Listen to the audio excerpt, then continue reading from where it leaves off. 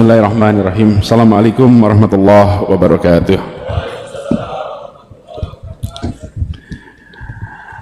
Alhamdulillah, alhamdulillahilladzi arsala rasulahu bil huda wa dinil haq liyudhhirahu ala dini kullihi wa kafa billahi syahidah.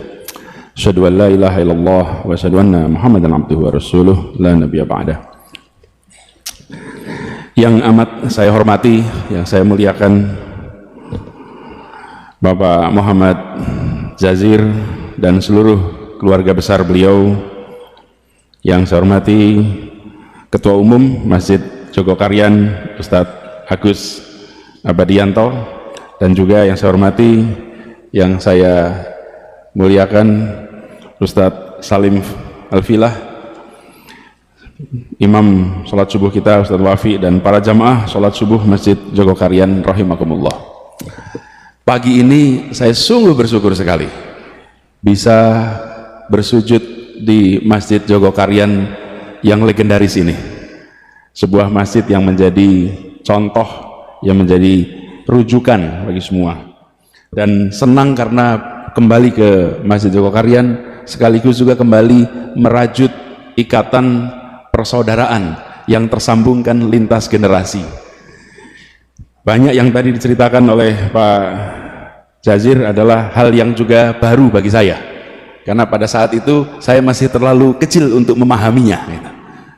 Jadi saya tadi mendengar ketika di kantor Pak Jazir cerita, Masya Allah ada banyak sekali catatan, dan ini menjadi hikmah bagi kita semua, bahwa apapun yang kita kerjakan hari ini bisa berdampak lintas waktu, dan mungkin anak dan cucu-cucu kita di kemudian hari yang baru mendengar ceritanya.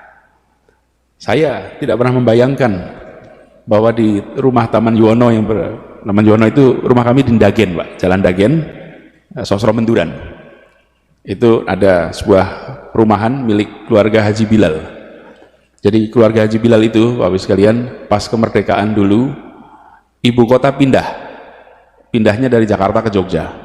Semua pejuang-pejuang itu pindah ke Jogja, tidak ada yang punya rumah, termasuk kakek kami, nggak punya rumah.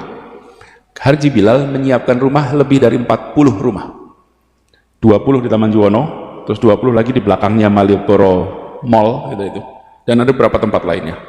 Semua silahkan pakai tempatnya, dan disilahkan pakai sampai waktu yang beginilah kira-kiranya. Tidak ada yang namanya hitung-hitungan, silahkan pakai, gantian pakainya.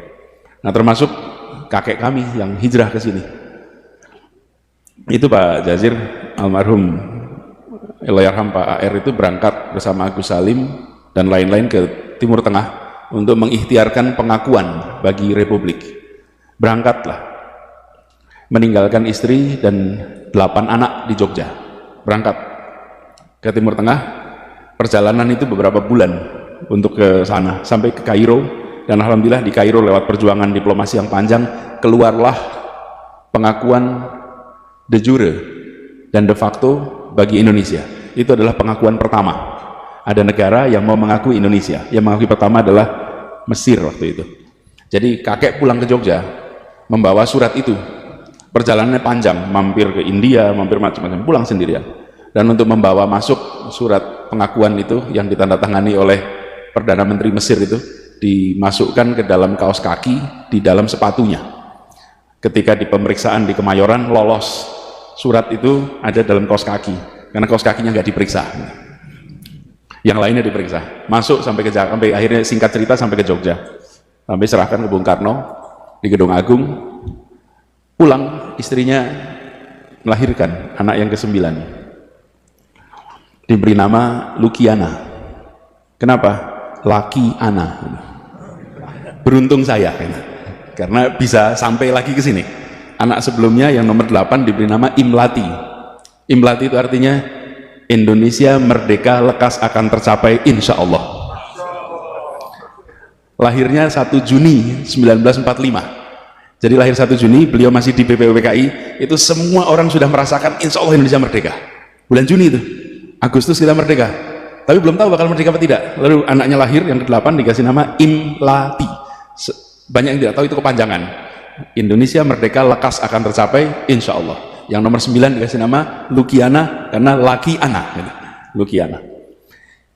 Istrinya kena malaria, wafat dengan 9 anak di Jogja. Sehingga kakek dan keluarga ketika Republik pindah lagi ke Jakarta, maka kakek kami dan keluarganya tidak pindah lagi karena beliau tidak ada istri, 9 anak dan bayi yang sudah ditemani oleh masyarakat di Jogja dengan support system yang luar biasa, sehingga diputuskan tidak kembali ke Jakarta dan terus di Jogja, dan akhirnya sampai akhir hayatnya berada di Jogja, dan saya jadi tumbuh besar di Jogja karena saya cucu kemudian tinggal di tempat itu. Nah, kisah perjuangan kemudian banyak sekali. Saya merasa bersyukur sekali karena Pak Jazir ini memiliki memori atas peristiwa-peristiwa penting yang tersembunyi, yang seringkali terlewatkan di dalam catatan sejarah kita. Jadi Pak Jazir harus banyak bercerita dan direkam ceritanya, karena beliau pelaku, beliau membaca, beliau merangkaikan. Ada yang menjalani tidak merangkaikan, ada yang membaca tidak merangkaikan, ada yang menjalani tapi tidak membaca. Ini membaca, menjalani, dan bisa merangkaikan sebagai sebuah cerita. Jadi saya merasa bersyukur betul. Tapi persahabatan kami tidak berhenti di situ. Bukan antar kakek dan Pak Jazir. Jadi kalau saya panggil Pak Jazir, panggil kakek boleh sebetulnya. Karena ini sahabat kakek saya gitu kan. Paman gitu. Kenapa? Karena berkelanjutan. Saya bekerja saya di Jakarta, kemudian mencoba membangun gerakan Indonesia Mengajar bersama dengan seorang anak muda yang sangat cerdas. Alim, cerdas, wawasannya luas, bacaannya panjang, namanya Sofwan, putra dari Pak Jazir. Jadi persahabatan itu menurun, dan ketika ketemu tidak tahu bahwa orang tua kita itu bersahabat, menurun. Kemudian Sofwan ini mahasiswa yang menjadi anggota di kampus itu Majelis Wali Amanah, mahasiswa yang menjadi anggota Majelis Wali Amanah di Universitas Indonesia di Jakarta. Saat ini beliau sedang berada di Washington DC. Nah, apa yang saya lihat? Seorang pejuang, seorang pendidik yang dalam keluarganya memancarkan semua nilai yang diperjuangkan ke publik, tercermin di dalam keseharian di keluarganya lewat interaksi saya dengan Mas Sofwan. Karena itu saya bersyukur sekali silaturahmi ini bisa tersambungkan terus. Insya Allah ini banyak hikmahnya, dan kita doakan agar Pak Jazir ini diberikan kesehatan terus, dipanjangkan umurnya, dan terus bisa menjadi pilar penjaga kekuatan, lokomotif pendorong kemajuan bagi umat. Kita tahu persis Al-Quran menyatakan bahwa kita kuntum khairun ummatin ukhrijatil linnas ta'muruna bil ma'ruf wa tanhauna 'anil munkar wa tu'minuna billah. Kita ini adalah umat yang terbaik. Tapi umat yang terbaik ini adalah bukan status. Umat yang terbaik itu adalah yang harus diperjuangkan. Diperjuangkan, kehormatan, tanggung jawab yang harus diperjuangkan.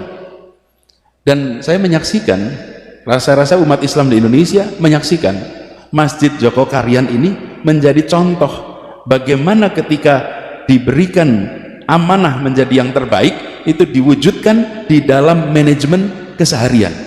Yang terbaiknya itu bukan status, yang terbaiknya itu bukan statement, yang terbaiknya itu adalah keseharian, kebiasaan, yang kalau dalam bahasa rumitnya itu namanya budaya. Budaya itu adalah kebiasaan. Masjid Joko Karyan memiliki itu, dan ini tempat masjid-masjid dari seluruh Indonesia belajar. Saya merasa sangat bersyukur subuh ini bisa bersujud di tempat ini bersama dengan para jamaah semuanya. Insya Allah apa yang dikerjakan di Masjid Joko Karyan ini terus jadi inspirasi bagi semua, termasuk bagi kami yang di Jakarta. Di Jakarta tantangannya tidak sedikit, tapi alhamdulillah Allah selalu bukakan pintu-pintu penyelesaian yang tak terduga. Saya masih bertugas di Jakarta sampai bulan Oktober, karena tanda-tandanya tidak ada perpanjangan. Tidak ada perpanjangan. Jika nggak ada perpanjangan ya Oktober lah, besok selesai gitu. Jadi 6 bulan lagi selesai. Makanya kami menuntaskan semua janji satu-satu, insya Allah diselesaikan, dan kita berharap, kami didoakan agar semua yang kita kerjakan di Jakarta ini bisa menjadi manfaat bagi seluruh warga di Indonesia. Dan tadi pesan dari Pak Jazir insya Allah saya pegang, karena beliau meneruskan pesan, dan pesan yang sama kami terima Pak Jazir terkait dengan jumlah tahun kuliah. Jadi kalau ditanya SKS-nya ambil berapa, alhamdulillah ambil 24 SKS per semester, 24 per semester, 18 di dalam kelas, 6 di luar kelas. Jadi yang 18 itu yang tercatat di kantor akademik, yang 6 SKS itu tidak tercatat. Konsekuensinya lulusnya lebih lama. Tapi kita ini termasuk yang menjalankan prinsip kuliah itu bukan soal cepat atau lambat, tapi miskin atau kaya pengalaman. Tapi juga jangan terlalu lama, karena jadi semata-mata abadi. Itu ada istilah masuk abadi ya. Cepat, bukan cepat atau lambat, tapi kaya dengan pengalaman. Bapak Ibu sekalian yang saya hormati, izinkan juga dalam kesempatan ini kami menyampaikan terima kasih, apresiasi pada Ustadz Salim Al-Filah, yang saya berkali-kali berharap bisa kedatangan beliau untuk bicara di tempat kami. Akhirnya malah kesempatannya mendengarkan langsung di sini gitu. Karena beliau jadwalnya padat, kami ingin sekali nanti satu saat bisa bersama-sama, karena bukunya Ustadz Salim ini tentang Diponegoro itu sebuah inspirasi yang luar biasa. Kalau kita lihat, Diponegoro ini adalah salah satu pejuang yang kalau boleh kita runtut Indonesia merdeka, itu mungkin awalnya adalah Pangeran Diponegoro. Secara singkatnya begitu, karena Pangeran Diponegoro melakukan perlawanan gerakan, karena sebelumnya belum ada perlawanan seperti gerakan Pangeran Diponegoro.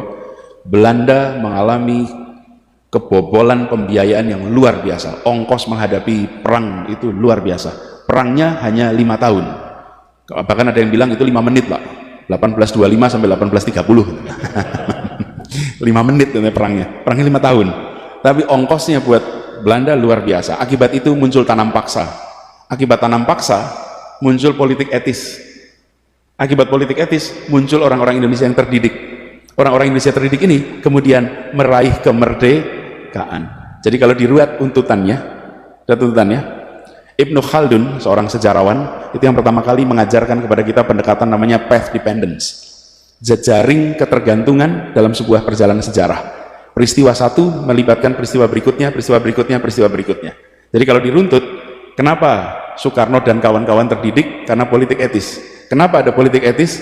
Karena ada tanam paksa. Kenapa ada tanam paksa? Karena negara Belanda bangkrut akibat perang Diponegoro. Jadi perang Diponegoro menjadi awalan yang luar biasa. Dan cerita ini menurut saya penting. Jadi Ustadz Salim, kita di Indonesia ini punya banyak foto, tapi di rumah saya hanya satu lukisan yang saya pasang, lukisan Pangeran Diponegoro. Karena beliau yang dari Jogja ini menjadi penggerak inspirasi yang kita merasakan dampaknya sampai sekarang. Mudah-mudahan makin banyak yang nanti membaca, memahami, dan insya Allah bisa meneruskan perjuangan lintas waktu sampai dengan sekarang ini. Saya akhiri persambutan ini dengan sekali lagi mengucapkan terima kasih atas kehangatan sambutan, atas silaturahmi. Insya Allah ini bukan silaturahmi yang terakhir. Insya Allah kita diberikan umur panjang, bisa jumpa kembali di waktu yang akan datang, dan insya Allah puasa kita diterima, ibadah kita di bulan suci Ramadan ini dilipat gandakan pahalanya, dan kita berhasil meraih derajat mutakin. Billahi taufiq wa hidayah. Assalamualaikum warahmatullahi wabarakatuh.